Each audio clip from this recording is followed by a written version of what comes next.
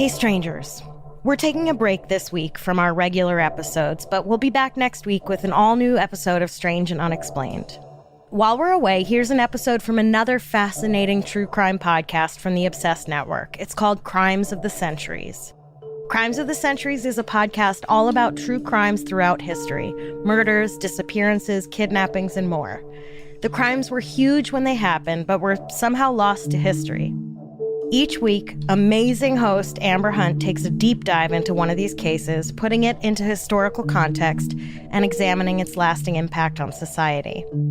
For this episode, Amber takes a look at the mysterious death of Eduardo Tirella, longtime friend and business associate of heiress Doris Duke.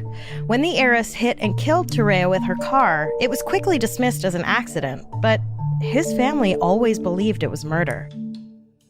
Enjoy the episode, and we'll see you next week.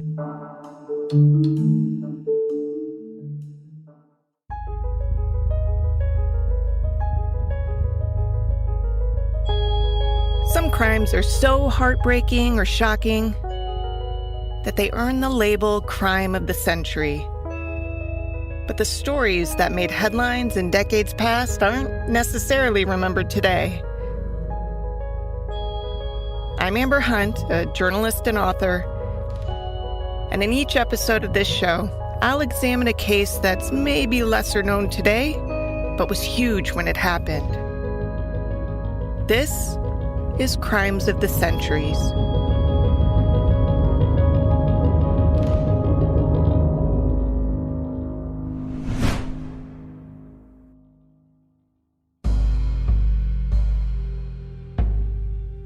Residents of a posh neighborhood in Newport, Rhode Island heard a terrible crash on October 7th, 1966. When they went outside to investigate, they saw a woman whose face they knew quite well. In fact, most people in America would have recognized her. She was tall and blonde and wandering in a daze near a smashed car, crying out for Ed. The woman's name was Doris Duke. When she'd been born, headlines declared her the richest little girl in the world. But on this day, Doris was in her early 50s, far from a little girl anymore, and she'd clearly crashed a station wagon into a tree across the street from her insanely opulent Tudor-style mansion on Bellevue Avenue. Louis and Judith Thorne, a father-daughter duo who happened to be driving by, were the first to stop at the scene. Judith followed the tall blonde woman into the Tudor home, trying to figure out if she needed help. Louis stayed outside and realized it wasn't the woman who needed help, it was the man beneath her car. Louis couldn't see much, but he could tell the man wasn't moving. Within minutes, police would descend on the scene and do everything they could to ensure that this incident became a crime of the century that barely anyone would ever even hear about.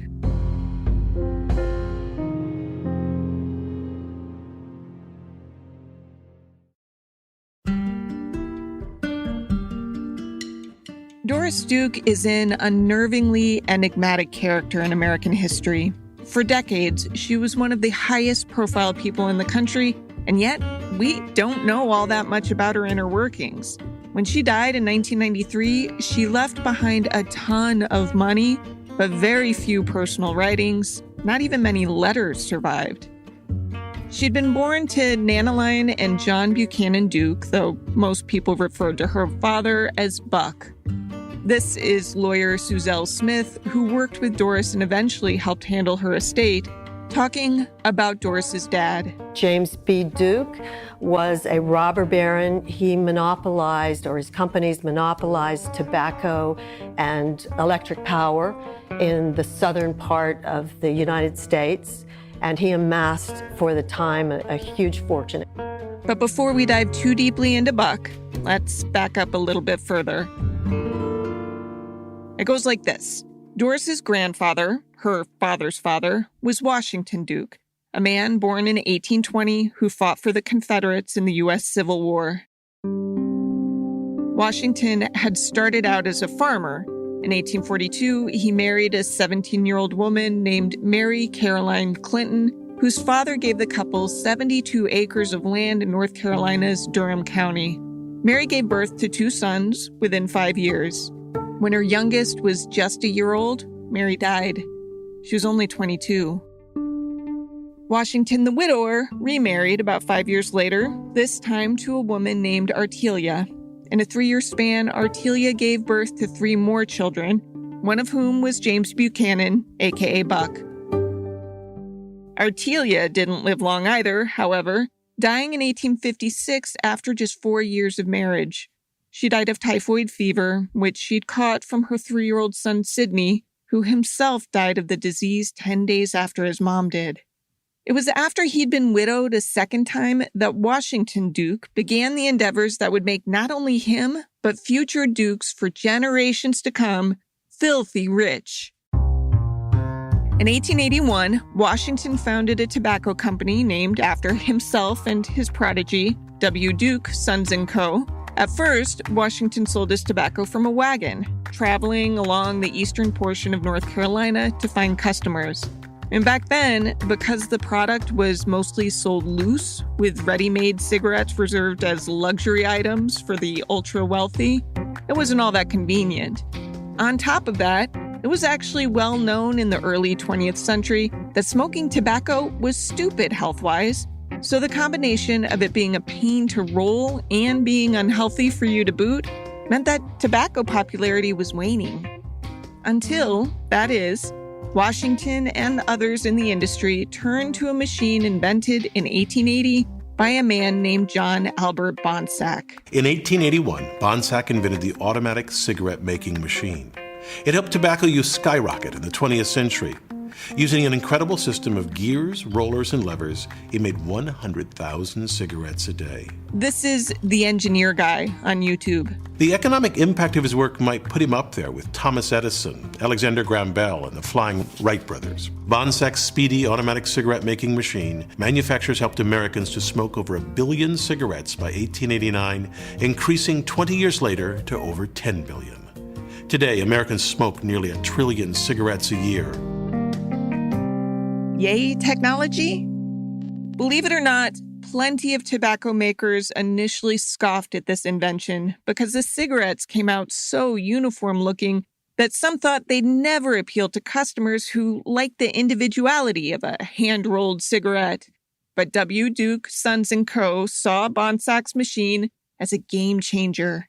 By this point, Buck Duke was president of the tobacco company his father founded, and his foresight paid off. This is Doris Duke biographer Sally Bingham. Her father, James Buchanan Duke, who was known as Buck Duke, created this enormous fortune because he perfected the Bonsack machine. He didn't invent it, but he perfected it, which made it possible for him to manufacture thousands of cigarettes. The Bonsack machine could produce about 200 cigarettes a minute. Not only that, but it cut the cost of rolling by 50%. Buck Duke struck a deal with Bonsack's company, agreeing to produce all of his cigarettes with 2 rented Bonsack machines. In return, Bonsack got royalty off sales. The 2 businessmen kept this arrangement private, and Duke's competitors could never figure out how he was able to keep his prices so much lower than they could. Because the tobacco industry on the whole had been slowing, Buck joined forces with some other small-scale companies to merge into the American Tobacco Company. That was in 1890. The idea was to create one huge holding company, which they did. It was one of the very first on the New York Stock Exchange. Buck Duke did something else smart, too. He advertised. And to launch a major publicity campaign which started the spread of nicotine, not only in this country, but worldwide. Because even then, in the early 20th century, in the late 19th century, there were studies being done that proved the toxic effects of nicotine. Buck also helped found a power company. Headquartered in Charlotte, North Carolina, Duke Energy began in 1900 as the Catawba Power Company. Buck wasn't part of it at first, but he started investing in it and other utilities in the early 20th century. Eventually, those fell under the umbrella of Duke Power, which eventually morphed into Duke Energy in 1997. If you're wondering whether Duke Energy is still around, my checkbook assures you it is. Buck's legacy, of course, is complicated. He made hundreds of millions of dollars by more or less killing people. And still, you can find plenty of gushing biographies about him, like this one released by the Duke Endowment. James B. Duke was warm-hearted and charming, a Southern gentleman to the core. Buck was first married in 1904, but that marriage ended in divorce 2 years later with no children. In 1907, he married Nanaline, who'd been widowed. With Nanaline, Buck had his only child, daughter Doris, born in 1912. As soon as Doris was born, she was rich. But if you've ever found yourself kind of comforted by the fact that some rich people are unbelievably miserable, then you'll be happy to know that Doris sounds like one absolutely miserable person for most of her life. Whether this was true in her earliest years, I don't know, but it certainly seems to have been true from her teenage years on. Buck had adored Doris, absolutely doted on her, and she, in turn, idolized her father. So it made an impact that Buck had been infamously avoidant of reporters. He had been haunted all his life by questions about why he was invested in creating the appetite for nicotine. Everyone knew, even in the early 20th century when he was starting or had started, that nicotine destroyed health. So he could never evade the difficult questions for which there really is not much of an answer if you're making a great fortune, as we know, off something that is destructive. In 1925, Buck got sick with pneumonia. He was dying, and he apparently wanted to bequeath some wisdom on his way out. And Miss Duke told me this herself. Her father called her to his deathbed, and virtually his dying words to her were, "Doris, no one will ever love you for yourself. They will only love you for your money." He supposedly told his 12-year-old daughter on his deathbed that she should trust no one. That piece of advice apparently led Doris to become paranoid as all get out. She took that to heart, and that was the way she lived her life. She never trusted anyone. That was perhaps a self-protective instinct, but it also became a very self-destructive instinct. Now, Doris was very smart and wanted to go to college, but Nanaline, herself a college graduate, refused to let her daughter get beyond an 8th grade education. She thought that schooling was unnecessary for women. This was very hard on Doris, who was a very bright girl, really wanted to go to university, wanted to become an educated woman, which she did largely through self-education. But she never had the credentials that usually are what allow women to feel they can write. She may have been a little uneasy about her basic skills as a writer. Nanaline also seemed pretty ticked that most of her husband's estate had been left to Doris, while she, as his wife, had only been left a modest trust fund. Nanaline began to sell some of the family's assets, prompting Doris to sue her own mother at age 14 to stop her from selling her inheritance. That was Doris's first involvement in a lawsuit, but certainly not the last. According to biographers, she filed some 40 lawsuits in her 80 years alive. Through the 1920s and 30s, Doris grew to adulthood in the public eye. Doris Duke was tall, blonde, beautiful, and rich. A tabloid staple. That's from a documentary by Forbes. Tall, by the way, is almost an understatement. Doris was between 6 feet and 6'2", depending on the source. She was pretty in a sleepy-eyed, aloof kind of way, with a pronounced chin and pursed lip smile. Doris Duke was very eccentric. She was willful. She had her own ways. She thumbed her nose at society. Doris got married at age 22 to a man 16 years older named Jimmy Cromwell. But being married to the richest woman in the world has definite drawbacks. While the two went on a 2-year around-the-world honeymoon, Doris routinely outshined her husband and thus his political aspirations. She would attempt to campaign for him, but the reporters would all just write about her instead. This drove a wedge between the couple, who'd built a house they called Shangri-La near Honolulu, Hawaii, that Doris kept until her death. Today, the home is the Shangri-La Museum for Islamic Art, Design, and Culture. And that's the thing about Doris. She did a lot of good in the world. She paid to restore numerous buildings in Newport, Rhode Island. She donated to environmental causes and to animal rights. Among many, many requests for help, she got something from the chairman of the Rosebud Reservation, still one of the poorest native reservations in this country. And instead of just sending a token amount or throwing the letter in the trash, she actually visited Rosebud. Very rare at that time or any time for a woman of her class to visit a native reservation. She was adopted into the tribe. She was given a name. She was given a regalia to wear, which is on display in her house in Newport, Rough Point. She also contributed to foundations fighting child abuse. The year she died, she'd given $2 million for AIDS research at Duke University, named after her father, thanks to a $40 million donation. Plus, she gave another $1 million to the Elizabeth Taylor AIDS Foundation. Doris Duke, without question, did an amazing amount of good in her life. But she also killed her best friend.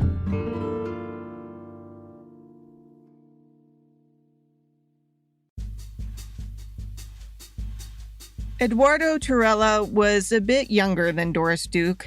Born in 1924 in Dover, New Jersey, he was cultured and handsome.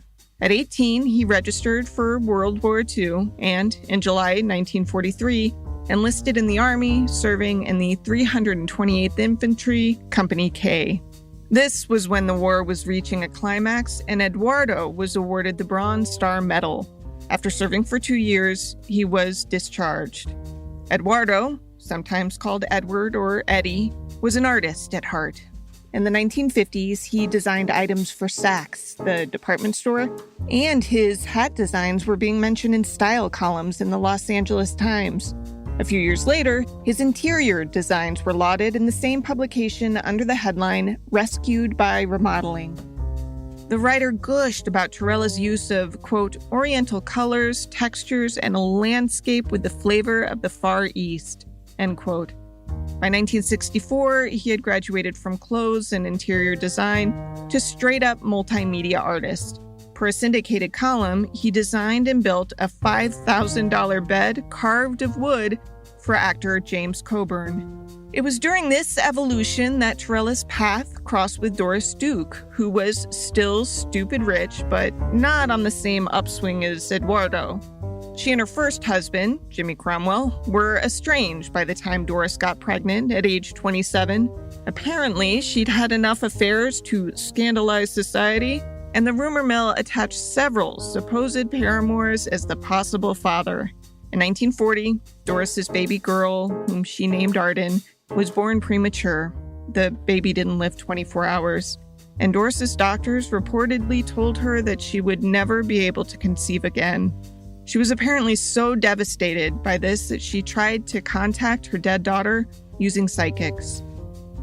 Now, of course, Doris never had to work, but she did anyway. She had somewhat of a chip on her shoulder because she was an intelligent woman. She was not educated beyond high school, and she always felt as if she wasn't really making a contribution in life. Despite not having a high school degree, she was hired on as a foreign correspondent for the International News Service, for which she would report on war-torn cities across Europe. Doris naturally drew a lot of attention for working overseas in tough conditions when she could have been chilling by one of her many pools. She probably made as many headlines as she helped report. One wire story began, Doris Duke, world's wealthiest woman, had a medal pinned on her by a Soviet general just because she was another American working girl, she said. Later in the story, she insisted that reports she'd called legendary General George S. Patton Jr. Georgie were fake news. I don't know him that well, she said. While she was working, her husband filed for a divorce.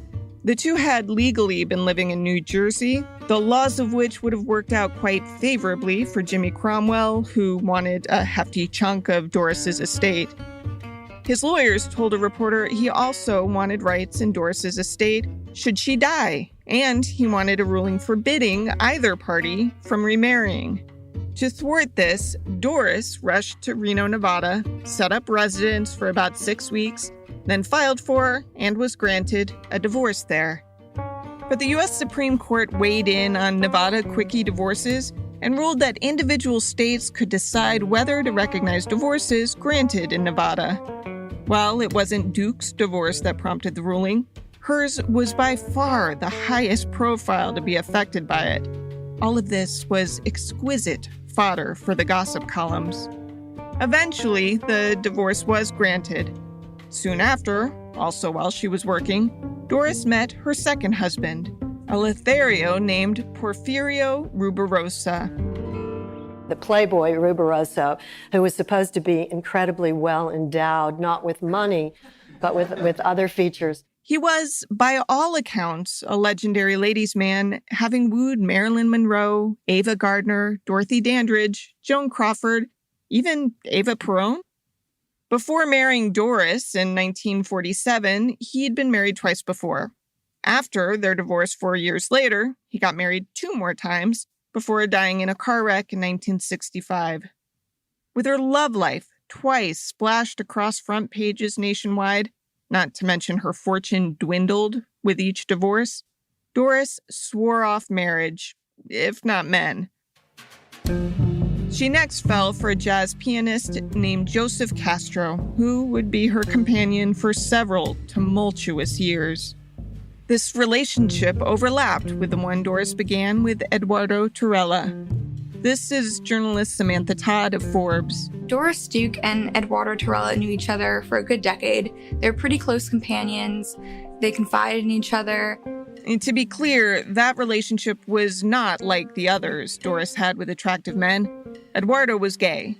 Still, they seemed to forge a strangely codependent relationship. Eduardo was also her artistic curator, and he helped design her homes on her many estates, so she trusted him and really sought his advice when designing her homes. Doris set up a room for Eduardo in every estate she owned, and she relied on him to give her input on art she bought for each property. Eduardo was paid, but it sounds like Doris's MO was to arrange things so that he had to stay close to her to get the things he wanted. As in, he wasn't just given a paycheck and cut free. His employment was contingent on proximity. This is how a trailer for a new book about Eduardo's death describes him. Eduardo Tirella was her art curator and designer, a war hero and Renaissance man who happened to be gay. He was a close friend of Sharon Tate, Kim Novak, Elizabeth Taylor, and Richard Burton. On the edge of a new career in Hollywood.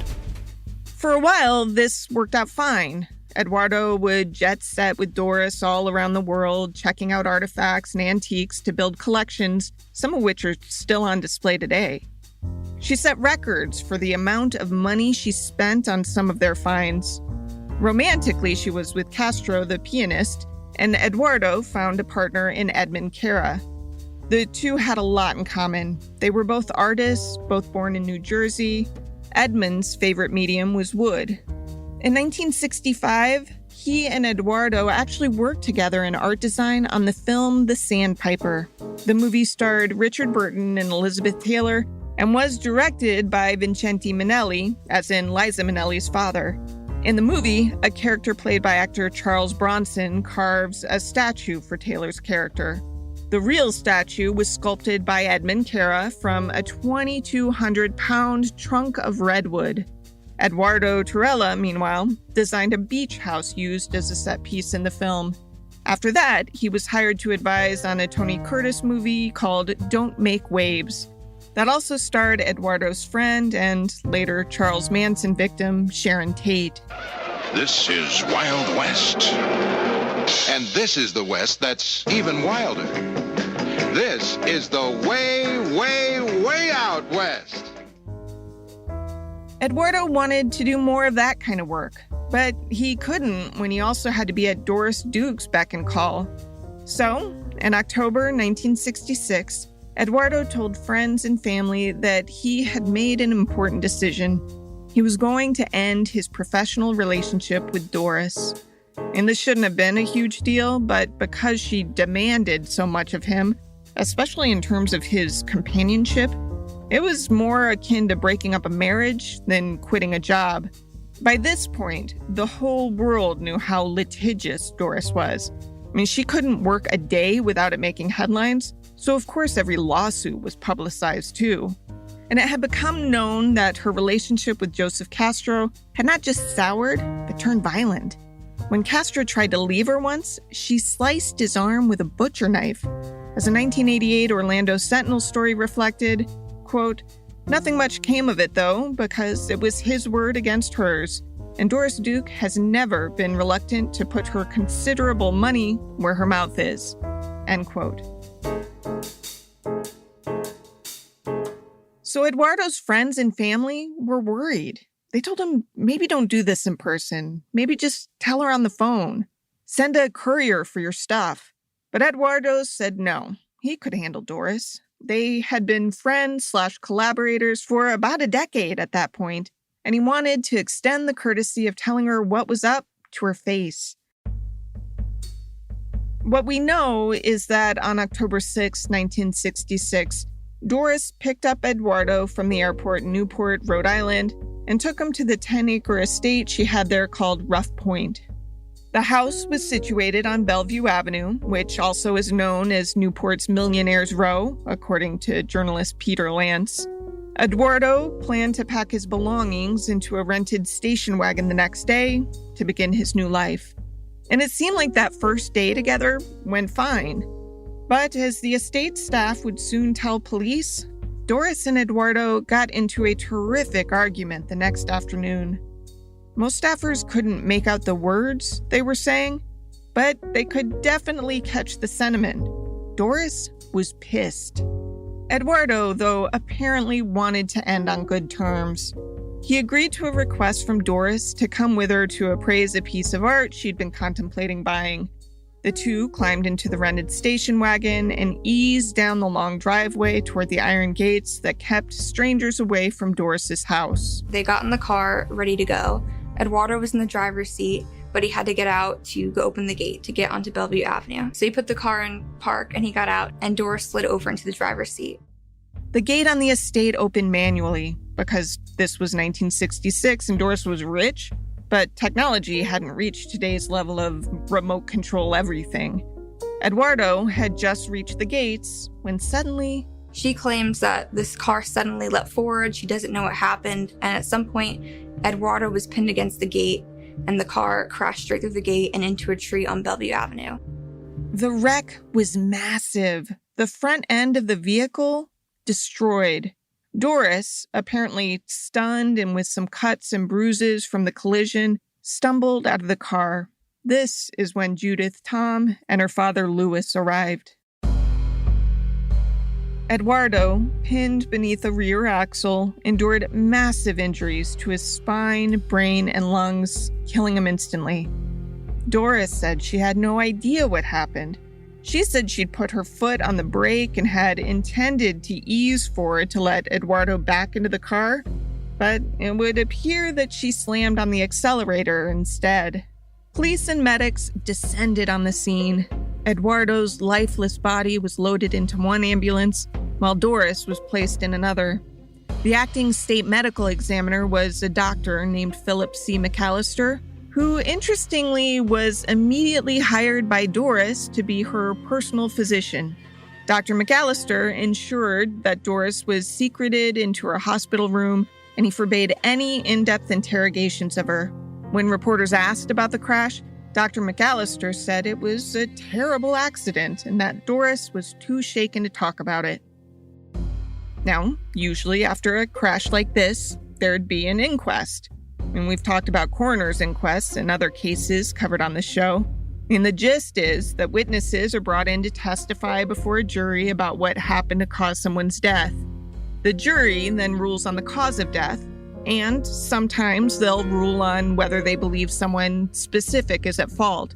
It was often a precursor to criminal charges being filed by the county prosecutor. But this case was handled differently. Newport Police Chief Joseph A. Radici heard Doris's version of events and accepted them as true. There was no inquest.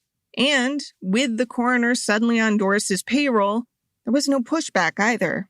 The death was quickly ruled accidental, and the case was closed. Coincidentally, after this happened, Doris Duke got insanely generous with the city of Newport. Or maybe it wasn't a coincidence at all.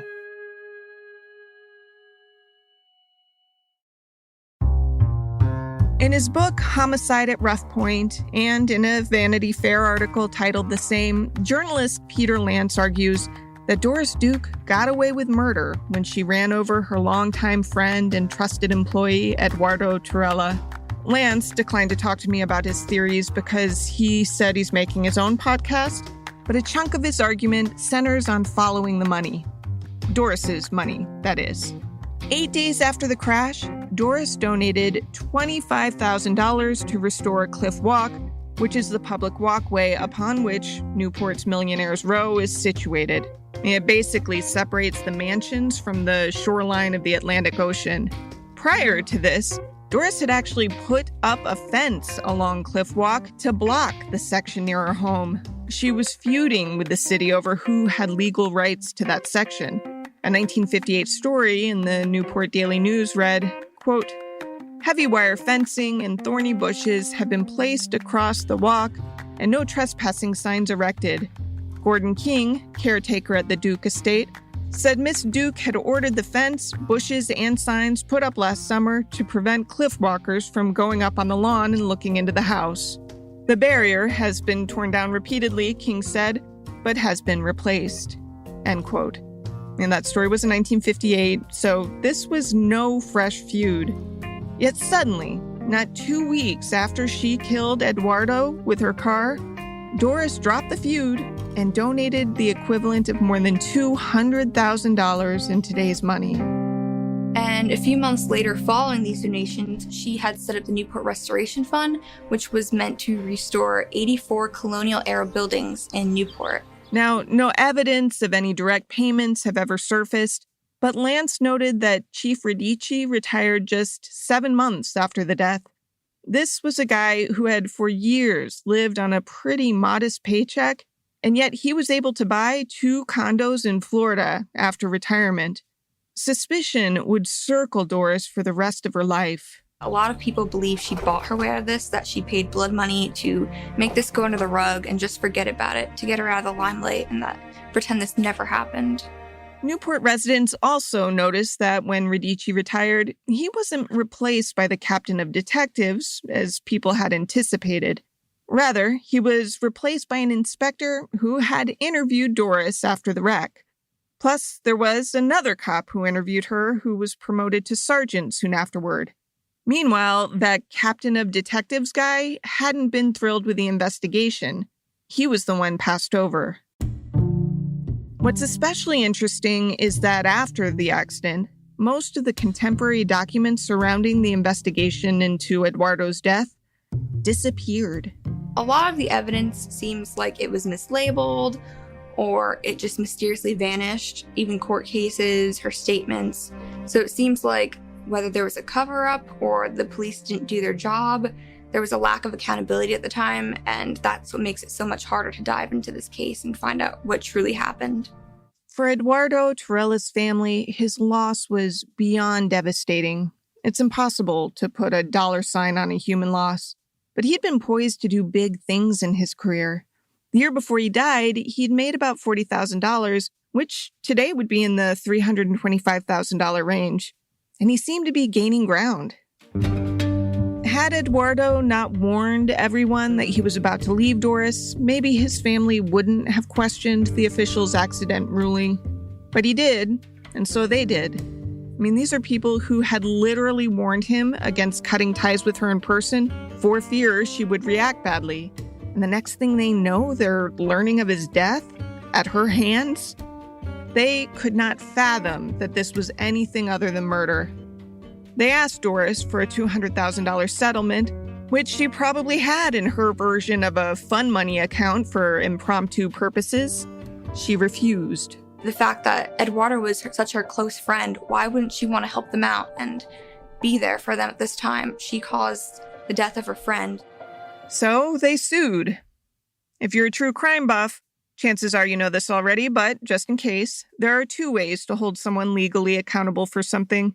One way is in criminal court, the other is in civil court. The police barricaded the criminal route by declaring the death accidental, so Eduardo's family filed a wrongful death civil suit instead. This is how O.J. Simpson was deemed responsible for the deaths of Nicole Brown Simpson and Ron Goldman. The legalities of the 2 paths are different. For a criminal conviction, you need so much evidence that it's clear beyond any reasonable doubt that the accused is guilty. But to be civilly liable, the bar is much lower. You only need a preponderance of evidence. That wasn't a tough hurdle for Eduardo's family, but Doris was stingy. Instead of paying the family anything close to his real worth, she, through her lawyers, attacked him personally, portraying him as a ne'er-do-well mooch who had no idea how to make or keep money. The takedown was effective enough that Doris was ordered to pay only $75,000 to Eduardo's 8 siblings. After lawyer fees, each sibling got less than $6,000. I don't think Eduardo's partner, Edmund Cara, got anything at all. He spent the rest of his life living in Big Sur as a reclusive artist. He rarely even let people see his work.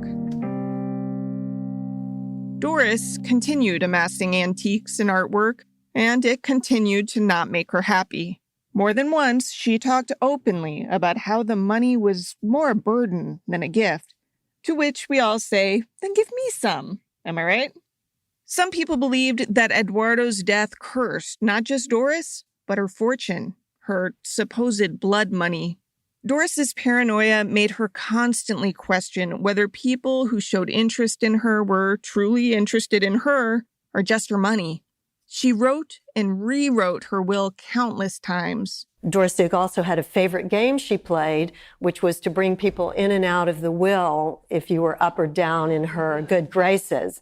And so she used that to pull strings, be the puppeteer with people her whole life. In 1988, she adopted a 35-year-old woman in Hawaii named Chandy Hefner, as in she legally adopted an adult woman who became her heir. Doris apparently told people that Hefner was the reincarnation of Arden, Doris's infant who had died in the 40s. Around the same time, she also hired an Irish butler named Bernard Lafferty, a guy who wore his blonde hair pulled into a ponytail. So Bernard sort of quietly and slowly infiltrated himself into Doris Duke's life closer and closer. He cut out other people. In early 1993, she revised her will to make Lafferty the executor. She also attempted to write Hefner out of her will entirely because the 2 women had a falling out. Apparently, Hefner had fallen in love with one of Doris's bodyguards, and Doris didn't take kindly to being anything less than the center of Hefner's world. Lafferty was smart enough, he didn't just make himself the heir, he made himself the executor and the trustee of the charitable trust, the charitable estate. So this meant when she died, he was going to come into control of over $1 billion in liquid assets. 6 months after the will was revised, Doris suffered a series of strokes and died. Lafferty didn't keep Hefner totally away from the estate. She was awarded $65 million in a settlement, which barely dented its $1.2 billion value. Soon after Doris's death, a 27-year-old nurse stepped forward and said that Doris's death wasn't as natural as it seemed.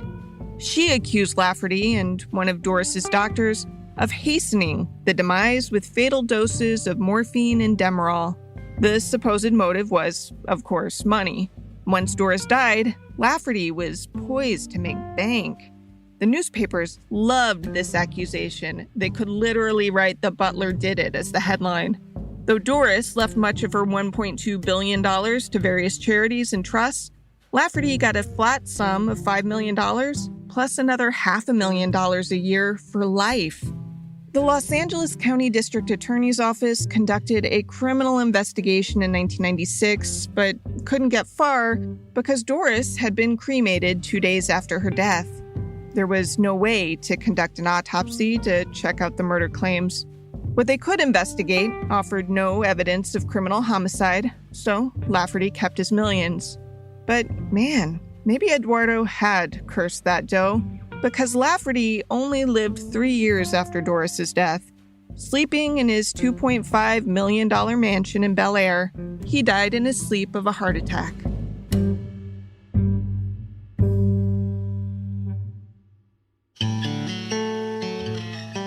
To research this story, I read the relevant chapters of Peter Lance's Homicide at Rough Point. I wish him well with his podcast. I also read contemporary newspapers and watched a bunch of documentaries and old newsreels about the Duke family.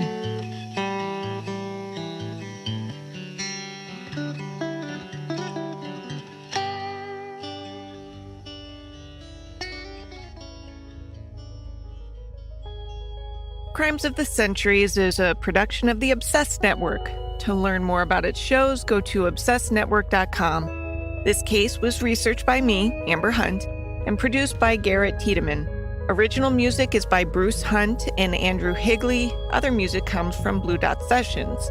If you like us, help us out by rating and reviewing us on Apple Podcasts. For more information or to recommend a case, go to centuriespod.com.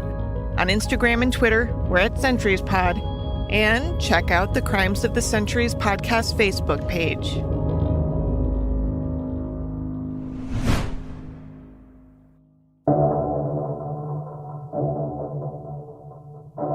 We hope you enjoyed this episode. If you did, there are almost 40 more episodes for you to binge right this second. You can find and follow Crimes of the Centuries wherever you listen to podcasts.